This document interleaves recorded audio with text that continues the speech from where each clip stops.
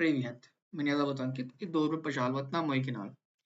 नमस्कार, मेरा नाम अंकित है और उसके इस चैनल में आपका स्वागत है। आज हम रूस और नॉर्थ कोरिया, यानी उत्तर कोरिया के रिलेशनशिप के बारे में थोड़ा सा बातचीत करेंगे। हम डिटेल में नहीं जाएंगे क्योंकि एक डिटेल में एक डॉक्यूमेंट्स भी है, डॉक्यूमेंट उन्होंने साइन किया था कुछ दिन पहले, जब रूस के राष्ट्रपति व्लादिमीर पुतिन उत्तर कोरिया की राजधानी प्योंगयांग में गए थे और वहाँ के जो राष्ट्राध्यक्ष हैं किम जोंग उन से मिले थे। तो उन्होंने एक डॉक्यूमेंट साइन किया था, स्ट्रेटेजिक डॉक्यूमेंट, काफी लंबा है, हम उस पे नहीं जाएंगे। मैं कुछ 3 मुद्दे पे बातचीत करना चाहता हूँ, जिसमें कुछ जो है फैक्ट बेस्ड है, कुछ स्पेकुलेशन है, कुछ कुछ असेसमेंट हो सकता है स्पेकुलेशन।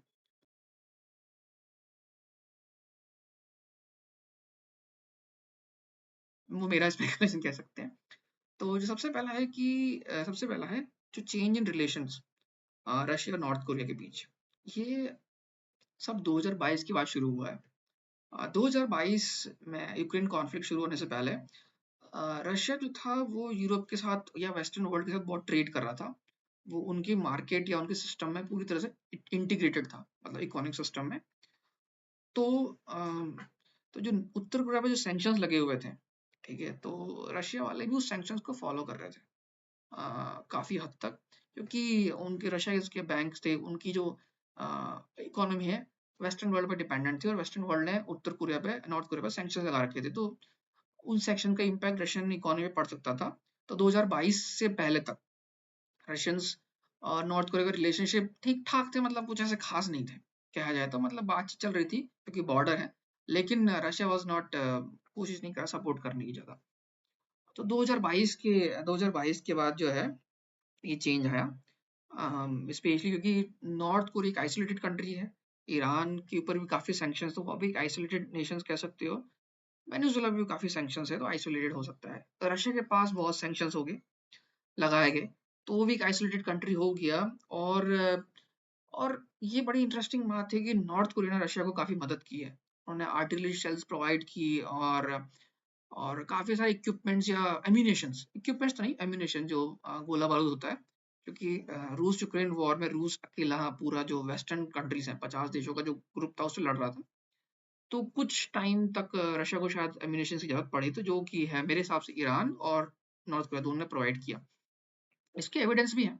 अब कितना प्रोवाइड किया ये डिबेटेबल है, लेकिन ये किया गया। तो नॉर्थ कोरिया और ईरान जो है एक रिलायबल सप्लायर बन गए, ठीक है। क्योंकि चाइना और उस बाकी कंट्रीज रिलक्टेंट थे कि भाई ठीक है, हम आप पे सैंक्शंस नहीं लगा रहे हैं, लेकिन हम एम्यूनेशन आपको उतना प्रोवाइड नहीं कर पाएंगे, नहीं कर पाएंगे। जहाँ तक ये कोई एविडेंस है नहीं अभी तक इतना। यहाँ पर नॉर्थ कोरिया ईरान का क्लियर एविडेंस है कि उन्होंने ना सिर्फ वेपन्स प्रोवाइड किए बल्कि एम्यूनेशन प्रोवाइड कर रही है। तो इस तरह से नॉर्थ कोरिया रशिया का एक रिलायबल सप्लायर बन गया। और जैसे जैसे रशिया की इकोनॉमी इंप्रूव होने लगी, अब रशिया की इकोनॉमी वेस्टर्न वर्ल्ड से पूरी तरह से अनकनेक्टेड है, डिसकनेक्टेड है, और यूं कह सकते हो कि वो डिपेंडेंट नहीं है। मतलब कि इतने सारे सैंक्शंस लगाने के बाद भी रशिया की इकोनॉमी ग्रो कर रही है, उन्होंने नए सप्लायर ढूंढ लिए, तो they don't need western world, तो उनको डरने की जरूरत भी नहीं है। अब वो जिससे चाहे जब चाहे बिजनेस कर सकते हैं, जैसे चाहे। तो ये जो देखा गया है कि जो रशिया की जो वेस्टर्न फ्लैंक फ्लैंक बोलते हैं, रशिया का वेस्टर्न बॉर्डर है, वहां पे सारे के सारे कंट्रीज अब नेटो के मेंबर्स हैं। जॉर्जिया और मेरे हिसाब से आर्मीनिया को छोड़ के, जॉर्जिया आर्मीनिया अजरबैजान को छोड़ के, जो नहीं, आई थिंक वो वेस्टर्न या साउदर्न फ्लैंक होगी। तो सारे के सारे मोस्ट ऑफ द कंट्रीज जो हैं वो अब नेटो के मेंबर्स हैं। तो ये होगी वेस्टर्न फ्लैंक। और वहां पे यूक्रेन के साथ लड़ाई चल रही है उनकी। ईस्टर्न जो साइड है, ईस्टर्न साइड में अब देखा जा रहा है कि जापान आ, का जो रीमिलिटराइज कर रहा है, और ये पॉसिबिलिटी हो सकती है कि यूएस वाले भी अपनी एक्टिविटीज इस पार्ट में बढ़ाएं। तो रशिया को अलोंग विद चाइना एक रिलायबल डिटरेंस वाली टाइप पार्टनर चाहिए। नॉर्थ कोरिया क्योंकि उनकी वैसे ही यूएस से दुश्मनी है काफी चीजों को लेके, तो रशिया के लिए नॉर्थ कोरिया एक रिलायबल स्ट्रेटेजिक पार्टनर बन सकता है बहुत लेवल पे। और ये जो है चीज उनके लिए फायदेमंद है कि भाई उनको एक को ना सिर्फ इस तरफ तुमको एक अकेला झेलना पड़ रहा है, हाँ, यूएस की और नेटो का जो समूह है, पर जो ईस्टर्न साइड है वहां पे चीन भी उनके साथ आ सकता है और नॉर्थ कोरिया भी उनके साथ आ सकता है। तो ये एक अच्छा पार्टनरशिप हो सकती है। और जो नॉर्थ कोरिया ने उनको मदद की है, तो इसके बदले रशिया जो है काफी उनको मदद करने वाला है इकोनॉमिकली और बहुत सारे लेवल पे कर सकता है। इसमें दूसरा पॉइंट है वो है कि रशिया की जो फॉरेन पॉलिसी चेंज हुई है। चेंज ये है कि कुछ दिन पहले उनके प्रेसिडेंट पुतिन ने कहा कि भाई अगर यूएस वाले हमारे खिलाफ नहीं मतलब यूएस वाले अगर ऐसे वेपन्स यूक्रेन को प्रोवाइड करें जो हमारे खिलाफ यूज हो रहे हैं जिससे हमारे सिविलियंस हमारे सोल्जर मर रहे हैं, तो ये काम हम भी कर सकते हैं आपके खिलाफ। मतलब हम भी जो है आपके दुश्मनों को जहां जहां दुश्मन है हम भी उनको वैसे वेपन दे सकते हैं जिससे आपको नुकसान हो। तो सबसे पहला काम नाम है नॉर्थ कोरिया का। मतलब रशिया वाले अब नॉर्थ कोरिया को सपोर्ट देना शुरू करेंगे, ऐसे वेपन्स जो कि वेपन्स टेक्नोलॉजी या और भी चीजें देना शुरू कर सकते हैं, क्योंकि अब उनके पास मोरल एम्बिग्यूटी नहीं है। ना तो वो वेस्टर्न वर्ल्ड पे इकोनॉमिकली डिपेंडेंट है, और ना ही उनको अब वो है कि भाई नहीं भाई हम नहीं करेंगे, क्योंकि अब उन्होंने डिसाइड कर लिया कि भाई तुम जो है हमारे खिलाफ वेपन्स दे रहे हो सामने वाले को, तो हम भी तुम्हारे खिलाफ किसी और को देंगे। तो इस तरह से नॉर्थ कोरिया की जो है इम्पोर्टेंस बढ़ गई है अच्छी खासी। और जो तीसरा पॉइंट जो है वो है साउथ कोरिया का स्टैंड जो है रशिया की इस यूक्रेन कॉन्फ्लिक्ट में। साउथ कोरिया ने जो है रशिया के खिलाफ सैंक्शंस में पार्टिसिपेट किया, और ये भी देखा जा रहा है, या ये अभी क्लियर नहीं को क्या प्रोवाइड कर रहे हैं, लेकिन ऐसा ऐसा माना जा रहा है कि साउथ कोरिया वाले यूक्रेन को जो है हैवी वेपन्स या एम्यूनिशंस प्रोवाइड कर सकते हैं जो कि रशिया के खिलाफ यूज होंगे, ऐसा माना जा रहा है। उन्होंने इकोनॉमिक एड दी है और कुछ चीजें अप्लाई की है, लेकिन अभी तक कोई ऐसा खबर नहीं आई क्या कर रहे हैं वो, क्या और क्या प्रोवाइड, लेकिन वो कर सकते हैं ऐसा। ऐसा स्पेकुलेशन थी, तो रशिया वालों ने अब साउथ कोरिया के खिलाफ, जैसे कि भाई तुम हमारे खिलाफ वहां जा रहे हो, यूक्रेन में हम तुमको दे रहे हो हमारे हमारे हमारे खिलाफ, तो हम तुम्हारे खिलाफ नॉर्थ कोरिया को मदद करेंगे। तो एक तरह से ये हो गया, और साउथ कोरिया यूएस एलाई है, यूएस का मिलिट्री बेस है, तो एक तरह से इनडायरेक्टली यूएस के अगेंस्ट जो है यहाँ हो रहा है।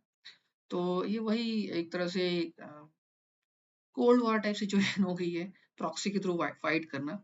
अमेरिका वाले नेटो वाले यूक्रेन के थ्रू फाइट करेंगे या कुछ कर रहे हैं, और रशिया वाले जो है नॉर्थ कोरिया को मदद करके, अगर उनको फाइट करना पड़े कभी वॉर वगैरह हो, तो North Korea can be use as a proxy against US.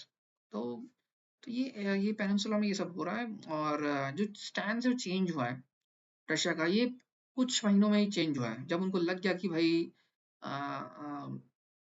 North Korea एक तुम्हारा रिलायबल पार्ट सप्लायर बन गया है, भले से हमने उनसे इतना बिजनेस नहीं किया पास्ट में। और जो दूसरा है कि जो यूएस वाले हैं काफी सारे वेपन्स दे रहे हैं यूक्रेन को, तो हम भी क्यों चुप बैठे, हम भी क्यों ना करें। तो अभी ये सही तो नहीं है, लड़ाई तो नहीं हो तो अच्छा पीस रहे दुनिया में। और मैं चाहता हूँ, मैं क्या कोशिश कर सकता हूँ, माफ कीजिए मैं कोशिश नहीं कर सकता, मैं कुछ नहीं हूँ। लेकिन मैं हमेशा जो है पीस शांति का समर्थक हूँ, और I always condemn the any violence in the world. लेकिन ये रियलिटी है, ये ऑब्जर्वेशन है, या इसमें कुछ फैक्ट्स भी है।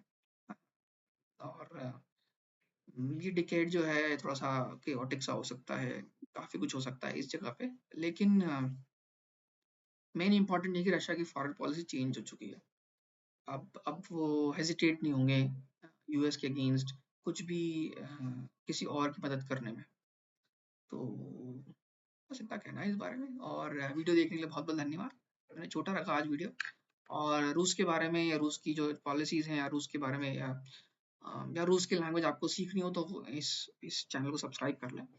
और मिलते हैं आपसे अगली वीडियो, तब तक के लिए सीधा नहीं आपका नमस्कार।